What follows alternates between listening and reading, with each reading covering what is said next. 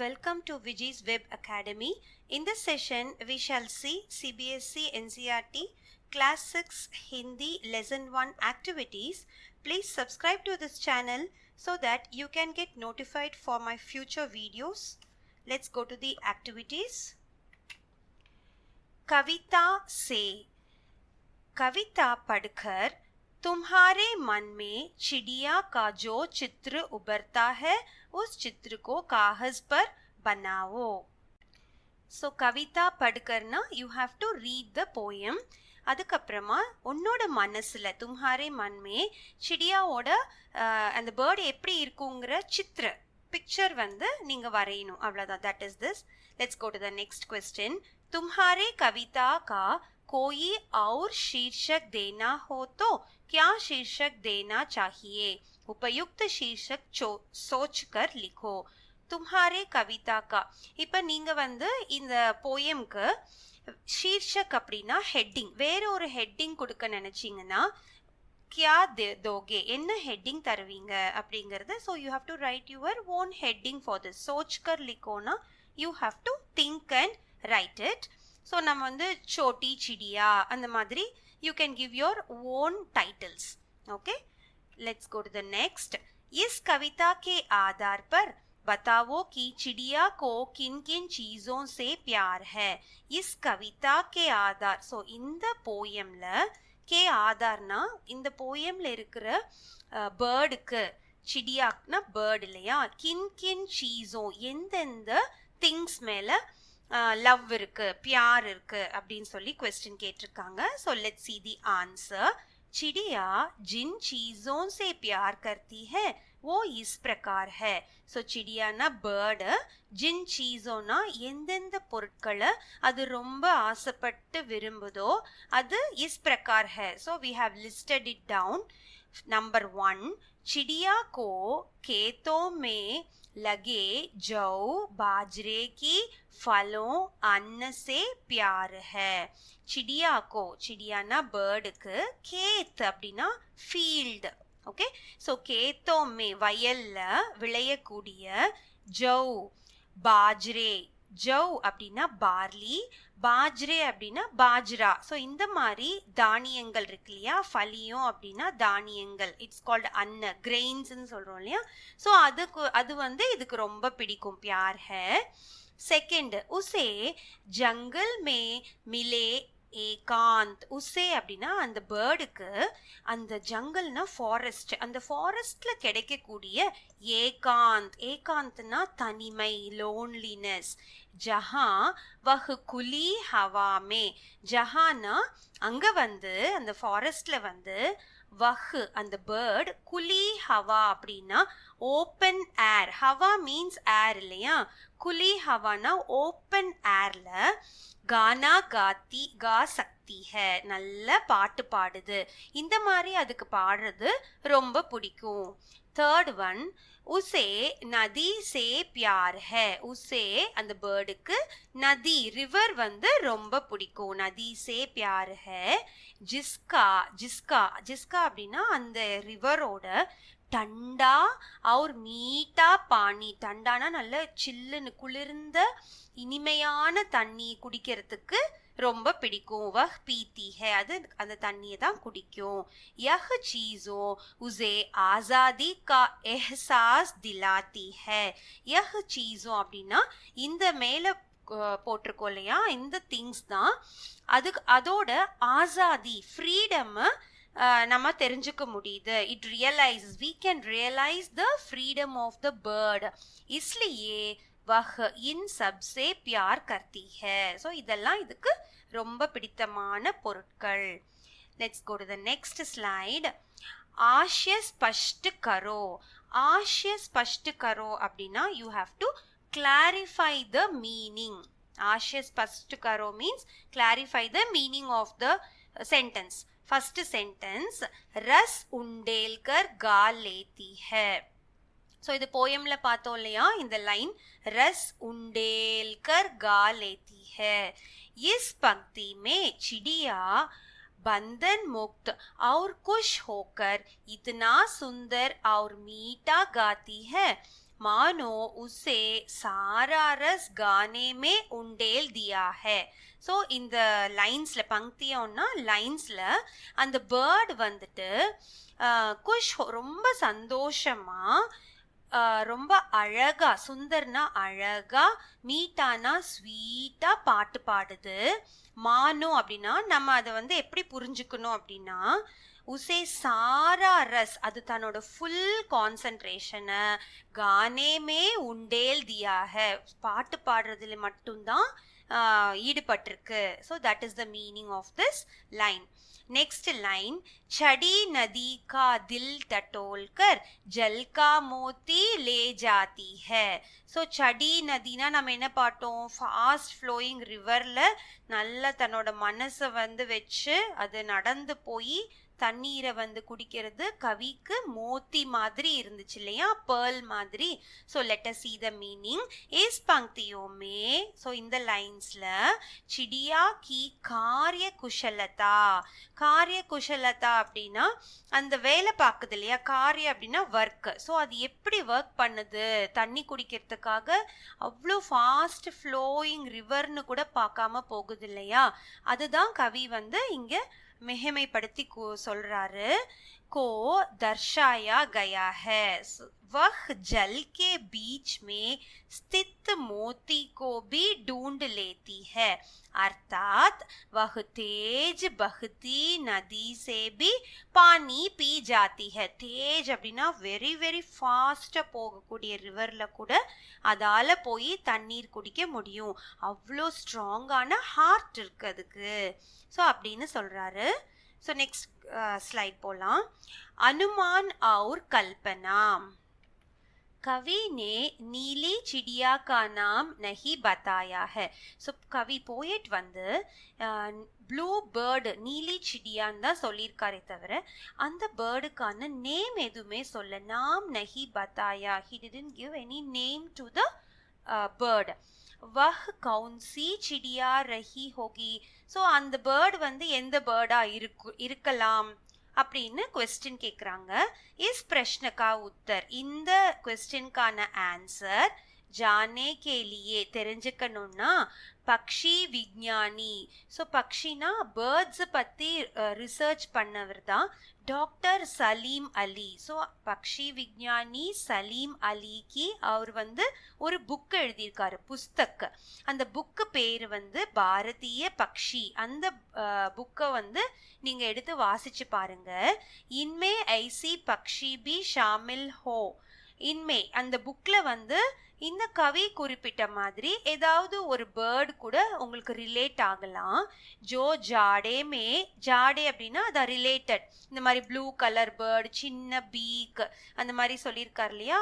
So அந்த மாதிரி ஜாடை வச்ச வேற பேர்ட்ஸ் கூட இருக்கும் அந்த புக்கில். ஏஷியா சே கே உத்தரி பாக். ஸோ ஏஷியா கண்டம் இல்லையா, continent of Asia. So north of ஏஷியாலிருந்து வரக்கூடிய பேர்ட்ஸ் और अन्य ठंडे देशों से, अन्य ठंडेना நிறைய கோல்டு கண்ட்ரீஸ்லேருந்து பேர்ட்ஸ் வரும் இல்லையா பாரத்துக்கு, நம்ம நாட்டுக்கு. ஸோ அந்த பேர்ட்ஸ் பற்றியெல்லாம் அந்த புக்கில் இருக்குது. உன்கி புஸ்தக் கோ தேக்குக்கர், அந்த புக்கை நீங்கள் பார்த்து தும் அனுமான் லகா सकते हो. ஸோ நீங்கள் அதை வச்சு நீங்கள் you can make a decision. இஸ் கவிதாமே வர்ணித், இந்த கவிதால வர்ணம் பண்ண नीली चिड़िया शायद इनमें से कोई एक होगी. ஸோ இது கூட ஏதாவது ஒரு பேர்டு கூட நீங்கள் இது ரிலேட் ஆகும். ஃபார் எக்ஸாம்பிள் நீலகண்ட், நம்ம வந்து ப்ளூ ஃபெதர்ஸ்ன்னு சொல்லியிருக்காரு. ஸோ இங்கே வந்து நீலகண்ட், கண்ட் அப்படின்னா நெக்கு. ஸோ ப்ளூ நெக் இருக்கிற பேர்டு ஏதாவது கூட நீங்கள் ரிலேட் பண்ணலாம். அந்த மாதிரி just it's your own question. So சோட்டா, கில்கிலா, கபூத்தர், so all these are names of the birds. So you have to find information of these birds and relate to which bird the kavi is speaking about. Okay. Next, अनुमान और कल्पना. Second question, नीचे कुछ पक्षियों के नाम दिए हैं. सो नीचे ना कीழே कुछ पक्षियों, சில பேர்ட்ஸோட நாம் நேம் கொடுத்துருக்காங்க. உண்மை எதி கோயி பக்ஷி, அதிலிருந்து ஏதாவது ஒரு பேர்டு एक से अधिक रंग है. एक से अधिक அப்படின்னா ஒரு கலருக்கு மேல இருக்கா அப்படின்னு நீங்க பார்க்கணும். You have to find out multi coloured birds இதுல ஏதாவது இருக்கான்னு. तो लिखो कि उसके किस हिस्से का रंग कैसा है. ஸோ அந்த பேர்டோட கலர்ஸ் அண்ட் எப்படி இருக்கும் அந்த பேர்ட் அப்படின்னு யூ ஹாவ் டு ரைட். ஜைசே தோத்தா, தோத்தேன்னா பேரட் இல்லையா? ஸோ பேரட் வந்து எப்படி இருக்கும், கிரீன் கலர்ல இருக்கும், ஆனா அதோட பீக் மட்டும் ரெட் கலர்ல இருக்கும் இல்லையா? சோஞ்ச் லால் ஹே, சோஞ்ச்னா பீக், अलग வந்து ரெட் கலர், லால்னா ரெட். ஷரீர் தோ ஹரா ஹே, ஷரீர்னா பாடி, பாடி வந்து கிரீனா இருக்கும் இல்லையா? ஸோ அந்த மாதிரி you have to write for மைனா.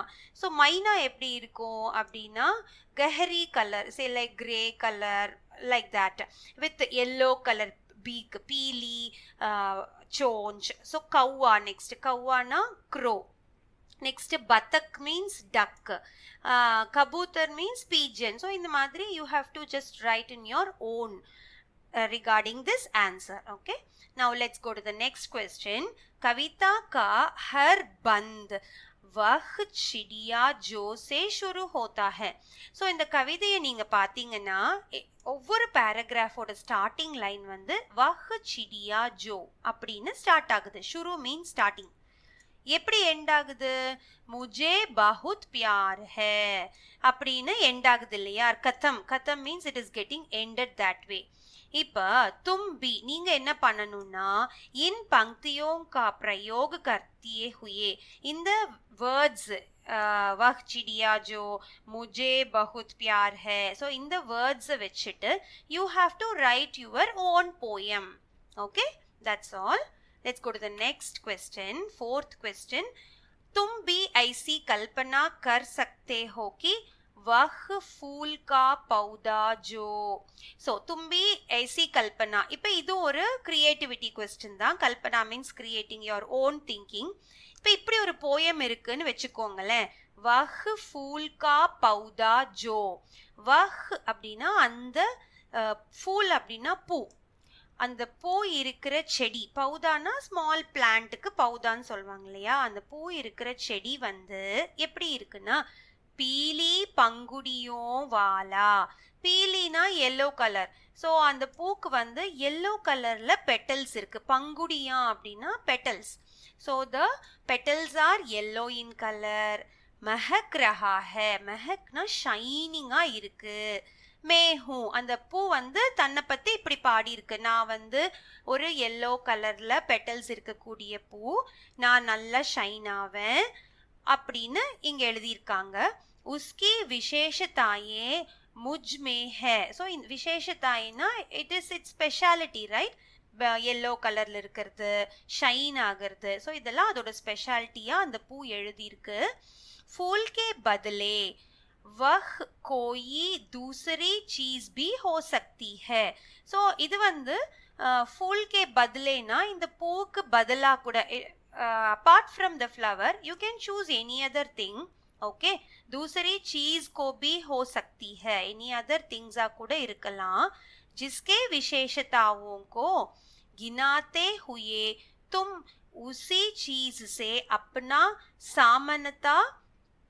समानता बता सकते हो. so you have to find out various other different things which has the same specialities. so அந்த மாதிரி உங்க ஓன் திங்கிங்ல அதை வச்சு ஒரு 4 lines you have to write it. okay, next slide. பாஷா की बात. okay, let's see this. This is your grammar part. okay, so पंखों वाली चिड़िया. okay, नीले पंखों वाली चिड़िया. करेक्ट. ஸோ பங்கோं வாலினா என்னது? பங்க்னா ஃபெதர்ஸ் இல்லையா? ஸோ ஃபெதர்ஸ் இருக்கிற ஒரு பேர்டுன்னு சொல்லியிருக்காங்க. என்ன மாதிரி ஃபெதர்ஸ்? நீலே பங்கோं वाली चिड़िया. ஸோ அதே மாதிரி இந்த சைடு பாருங்க. ஊப்பர் வாலி தராஜ். தராஜ் அப்படின்னா ட்ராயர், ட்ரா இருக்கும் இல்லையா? ஊப்பர் வாலி அப்படின்னா மேல இருக்கிற ட்ராயர்னு அர்த்தம். சப்சே ஊப்பர் வாலி தராஜ் அப்படின்னா எல்லாத்துக்கும் மேல இருக்கக்கூடிய ஒரு ட்ரா அப்படின்னு they have given 2 examples here. now let us see. यहाँ रेखाकिंत शब्द विशेषण का काम कर रहे हैं. ஸோ யஹா அப்படின்னா இங்கே ரேகாகிந்த் அப்படின்னா லைன்ஸ் அண்டர்லைன்டு வேர்ட்ஸை நீங்கள் பாருங்க.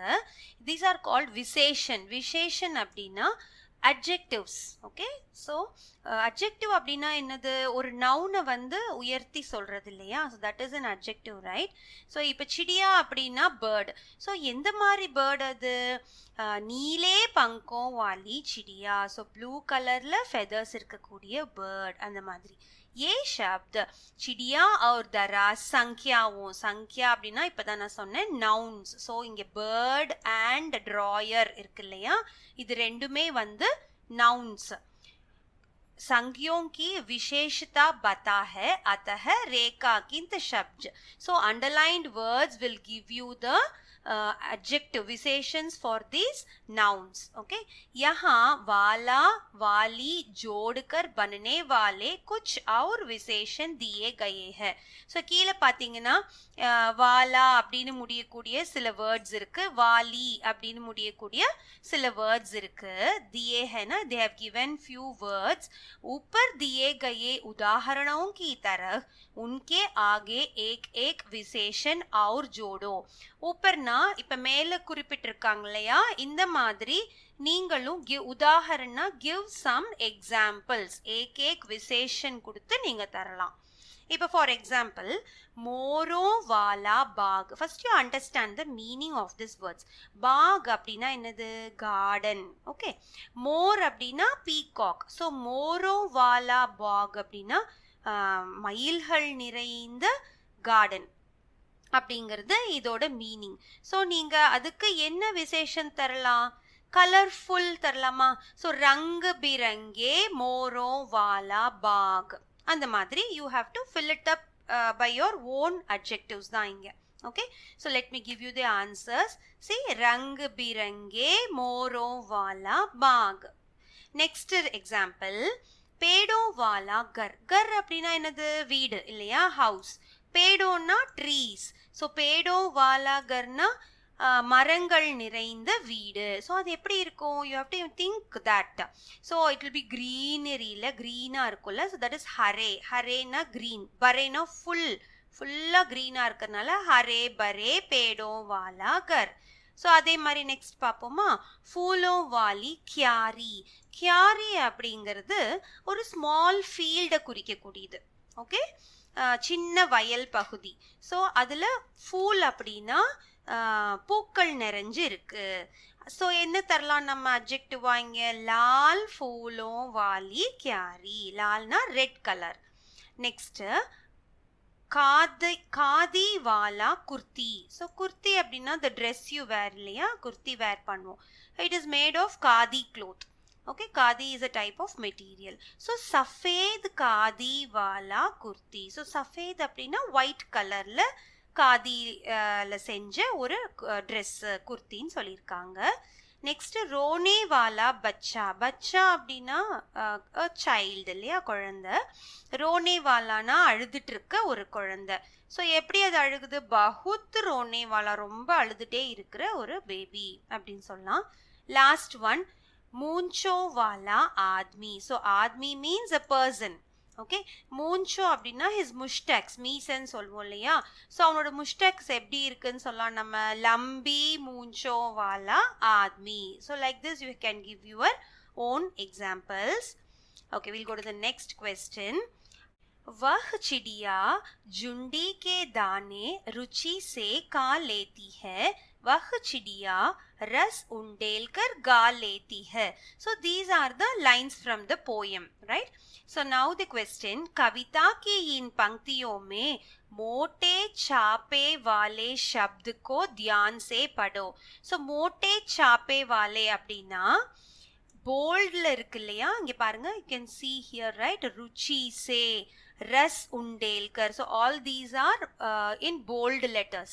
ओके, सो இது வந்துட்டு पहले वाक्य में रुचि से और दूसरे वाक्य में रस उंडेलकर. गाने के ढंग की विशेषता बताती है. So all these are adjectives. ஓகேவா? கா லேத்தி है அப்படின்னா நம்ம என்ன பார்த்தோம்? அது வந்து சாப்பிடுன்னு பார்த்தோம். ஸோ கவி வந்து கா லேத்தி ஹேன்னு மட்டும் சொல்லாம ருச்சி சே ரஸ் சே, ஸோ அதை ரசிச்சு ருசிச்சு சாப்பிடுது இல்லையா? So that is the visheshan here. அதே மாதிரி கா லேத்தி ஹே அப்படின்னா singing, it is singing a சாங்னு சொல்லியிருக்கலாம். பட் அவர் எப்படி சொல்லியிருக்காரு? ரஸ் உண்டேல்கர் கா லேத்தி ஹே. ஸோ தன்னோட முழு மனசோட தன்னோட ஃபுல் ஹார்ட்டை வச்சு அது பாடுது அப்படின்னு சொல்லியிருக்கார் இல்லையா? So that is also visheshan. अतः ये दोनों क्रिया विशेषण है. So you have to understand these both are called क्रिया विशेषण. Okay, so गा लेती है, खा लेती है. இங்க கா அப்படின்னா eating. So it is a verb இல்லையா? ஸோ அந்த வேர்பை வந்து மிகைப்படுத்தி சொல்லியிருக்காங்க. எப்படி சாப்பிடுது? ருச்சி சே கா லேத்தி ஹை. அதே மாதிரி கா லேத்தி ஹைன்னா பாட்டு பாடுது. So that is also a verb, action word. So அது எப்படி பாட்டு பாடுது? ரஸ் உண்டேல்கர் கா லேத்தி high. So these are called kriya visheshan. It means adverb. So in this part you're going to look about adverbs. Okay, नीचे दिए वाक्यों के कार्य के ढंग या रीति से संबंधित क्रिया विशेषण छोड़ो. So now you have to find out the क्रिया विशेषण शब्द. கீழ இருக்கிற லைன்ஸ்ல இருந்து you have to find out. Come on, let's start. First line, Sonali जल्दी जल्दी मुँह में लड्डू टूसने लगी. ஓகே, ஸோ இது என்ன ஃபர்ஸ்ட் மீனிங் தெரிஞ்சுக்கோங்க. சொன்னாலி வந்து அவசர அவசரமா வாய் நிறைய லட்டுவை போட்டுக்கிட்டா அப்படிங்கிறது தான் இந்த சென்டென்ஸோட மீனிங். ஸோ இப்போ இதில் எது ஃபர்ஸ்ட் ஆக்ஷன் வேர்ப்? லட்டு டூஸ்னே லகி. So she is eating the laddu, அதுதான் இல்லையா? ஸோ எங்கே போட்டா? முஹ்மே, ஸோ வாய்க்குள்ளே போட்டா. ஸோ இந்த ஜல்தி ஜல்தி அப்படிங்கிற வேர்டு தான் it is your kriya visheshan part. Okay, I am just putting a box over there. So sonali muh mein laddu toosne lagi nu sollalam. But inge eppadi sollirukanga? Sonali jaldi jaldi muh mein laddu toosne lagi. So kriya visheshan inge edu? Jaldi jaldi. So indha madri you have to understand the meaning of the sentence, then find the verb, then the adverb. Okay, let's go to the next sentence. गेंद लुढ़कती हुई झाड़ियों में चली गई. So गेंद அப்படின்னா பால். Okay, லுடக்தி ஹுயினா உருண்டு உருண்டு, ஜாடி அப்படின்னா புஷஸ், புஷஸ்குள்ள போயிடுச்சு. ஸோ இதில் வந்து லுடக்தி ஹுயின்னு இருக்கு இல்லையா? So that is your adverb. இப்போ வந்து கேந்த் பால் வந்து புஷஸ்குள்ள போயிடுச்சுன்னு சொல்லியிருக்கலாம். பட் எப்படி போச்சு? உருண்டு உருண்டு புஷஸ்குள்ள போச்சு. லுடக்தி ஹுயி ஜாடியோ மே चली गई. नेक्स्ट क्वेश्चन, भूकंप के बाद जन जीवन धीरे धीरे सामान्य होने लगा. भूकंप அப்படின்னா earthquake. ஸோ earthquake அப்புறமா கே பாத் அப்படின்னா ஆஃப்டர் த earthquake, ஜன் ஜீவன்னா நம்ம லைஃப் இல்லையா? ஜீவன் மீன்ஸ் லைஃப், ஜன்னா அந்த பீப்புளோட லைஃப் வந்துட்டு धीरे धीरे सामान्य होने लगा. सामान्य அப்படின்னா இட் இஸ் கம்மிங் நார்மல். எப்படி நார்மலுக்கு வருது அப்படின்னா மெதுவா, धीरे धीरे सामान्य होने लगा. ஸோ இங்க கிரியா விசேஷன் எது நமக்கு? धीरे धीरे. ஓகே, नेक्स्ट क्वेश्चन, कोई सफेद सी चीज दप से आंगन में गिरी. ஸோ கோயி அப்படின்னா ஏதோ ஒரு சஃபேத் சீச்சி, சஃபேத்னா ஒயிட் கலர், ஒயிட் கலர்ல இருக்கக்கூடிய ஏதோ ஒரு பொருள் வந்து தப்பு சே ஆங்கன் மே கிரி. கிரினா it felt down. Okay, Aangan அப்படின்னா உங்க வீட்டுக்கு இருக்கும் இல்லையா, பின்னாடி வாசல் பக்கத்துல இருக்க இடம், கோர்ட் யார்டு சொல்லுவோம் இல்லையா? So that is called aangan. So ஆங்கன்ல வந்து விழுந்துச்சு அப்படின்னு சொல்லலாம். இங்க வந்து கிரியா விசேஷன் எது? தப்பு சே, தப்புனா தபால்னு வந்து விழுந்துச்சு அப்படின்னு சொல்லியிருக்காங்க. ஏதோ ஒரு ஒயிட் கலர் பொருள். ஓகே, நெக்ஸ்ட், டாமி ஃபுர்த்தி சே சோர் பர் ஜப்பட்டா. டாமினா இங்க வந்து டாகோட நேம். ஃபுர்த்தி ஃபுர்த்தி சே அப்படின்னா இமீடியட்டா ரியாக்ட் பண்றது. ஃபுர்த்தி சே சடனா. சோர்னா திருடங்க இருக்காங்க இல்லையா, ஸோ திருடங்க மேல பவுன்ஸ், ஜப்பட்டா அப்படின்னா பவுன்ஸ் ஆகுறது, பாஞ்சு போய் பிடிச்சது. ஸோ இங்க வந்து கிரியா விசேஷன் எதுவா இருக்கும், ஃபுர்த்தி சே. ஓகே, நெக்ஸ்ட் तेजिंदर सहम कर कोने में बैठ गया. So तेजिंदर வந்து it is a name of a person. Okay, so सहम कर அப்படின்னா this word it should be split into two. सहम அப்படின்னா பயந்து போய், ஜஹம் கர்னா பயந்து போய், out of fear. கோனே மே, கோனே அப்படின்னா கார்னர் ஆஃப் த ரூம், பைட்டு கயா கார்னர்ல போய் ஒரு மூலையில போய் உட்காந்துட்டான். ஸோ தேஜிந்தர் கோனே மே பைட்டு கயானா Tejinder sat on the corner of the floor. But இங்க எப்படி அவன் உட்காந்தான், சஹம் கர் அப்படியா. ஸோ தட் இஸ் யுவர் क्रिया विशेषण शब्द. नेक्स्ट लास्ट वन, आज अचानक ठंड बढ़ गई है. आज அப்படின்னா இன்னைக்கு. ஓகே, அச்சானக் அப்படின்னா சடன்லி. டண்ட் the cold is getting higher. But கை ரொம்ப குளிர் அடிக்குது. சடனா இன்னைக்கு ரொம்ப குளிர் அடிக்குது இல்லையா. So achanak is your kriya visheshan Sapt.